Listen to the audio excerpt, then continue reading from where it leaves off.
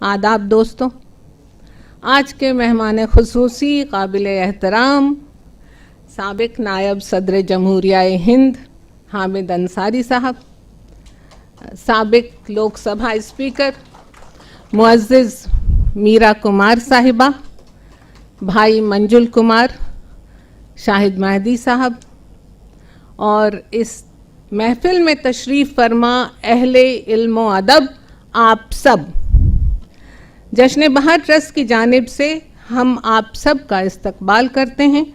दोस्तों, आज मुख्तसर से वक्फे में हम आपको एक तवील सफ़र पे ले चलेंगे, दास्तान मरसिया करबला से काशी तक। तो जैसा कि हम सब जानते हैं, मरसिया अरबी के लफ्ज़ रिसा से बना है, मायने है मैयत पे रोना या बैन करना।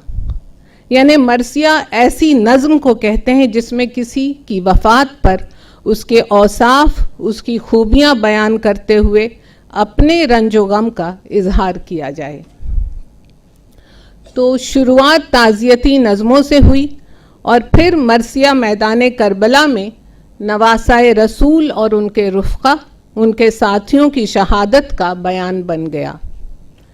मरसिया हमारी गंगा जमनी तहज़ीब की अलामत है, एक ऐसी सिन्फ जिसके बग़ैर हिंदुस्तानी अदब की तारीख़ अधूरी है, जिसने शायरी के हुस्न वक़ार में इजाफ़े किए हैं।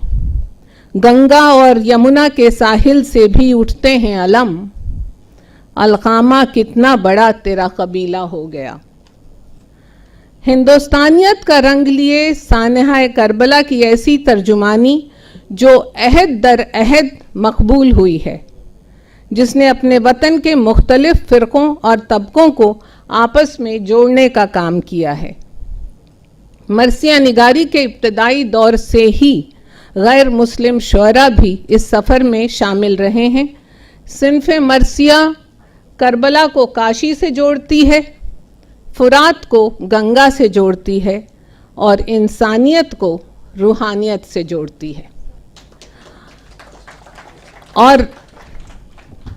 और भक्ति प्रधान इस मुल्क में ऐसा होना लाजमी था और वाजिब भी। क़िस्सा करबला एक सबक है, एक तदरीस है। हक़ की बातिल पर, नेक की बद पर, खैर की शर पर, अच्छाई की बुराई पर, सच की झूठ पर और अहिंसा की हिंसा पर जीत की। और हिंदुस्तान का दर्स रहा है, असतो माँ सद्गमय, तमसो माँ ज्योतिर्गमय, मृत्योर माँ अमृतम गमय। गौतम से गांधी तक अगर हिंद में अहिंसा का अनहद नाद गूंजता रहा है, तो अमन पसंद हज़रत इमाम हुसैन ने भी यही कहा था कि वो जंग नहीं चाहते। गौतम बुद्ध की सत्य और अहिंसा की इस धरती ने करबला के पैगाम को खुले दिल से अपना लिया। And Mahatma Gandhi said, I quote, I learn from Hussain how to be oppressed yet victorious. और गुरुदेव रविन्द्रनाथ टैगोर ने फरमाया, Imam Hussain is the leader of humanity.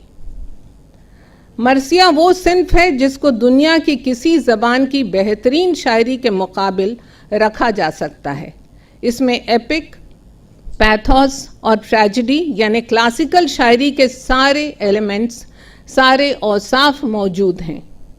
एक ही वाक़े पर मबनी होने के बावजूद अलग अलग मरसिये में अलग अलग किरदार निगारी और माजरा साजी है, जिसमें हर शहर में और जिसमें हर शायर या मरसिया गो का अपना मुनफरिद रंगो आहंग और फ़िक्र ख़याल शामिल हैं।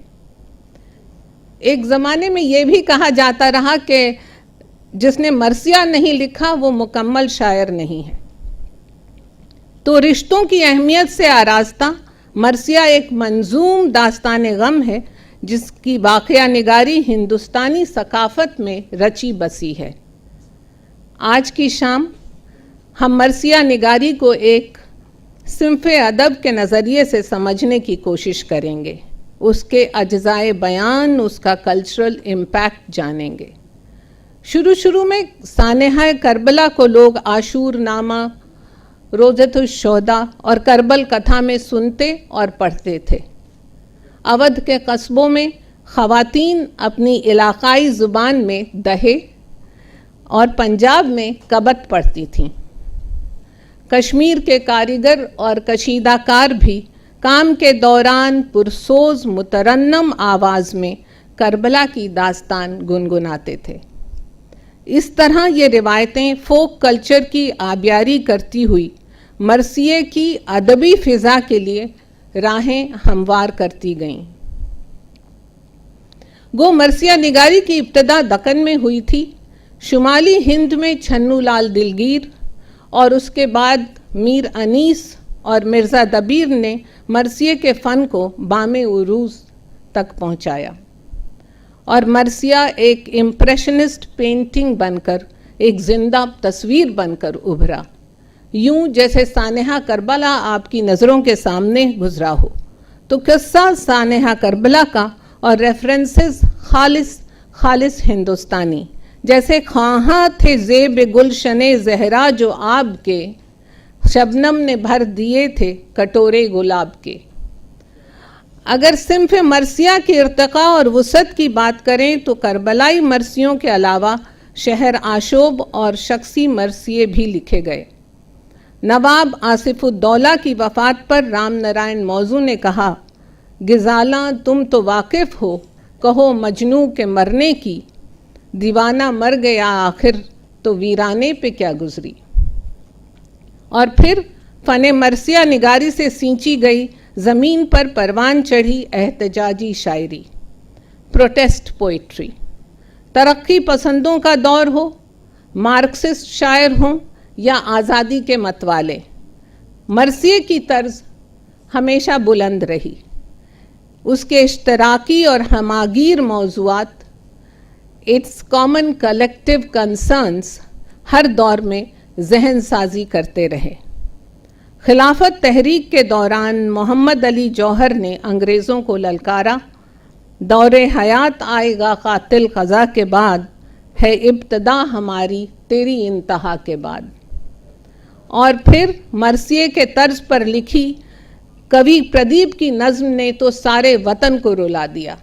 اے میرے وطن کے لوگوں ذرا آنکھ میں بھر لو پانی، جو شہید ہوئے ہیں ان کی ذرا یاد کرو قربانی۔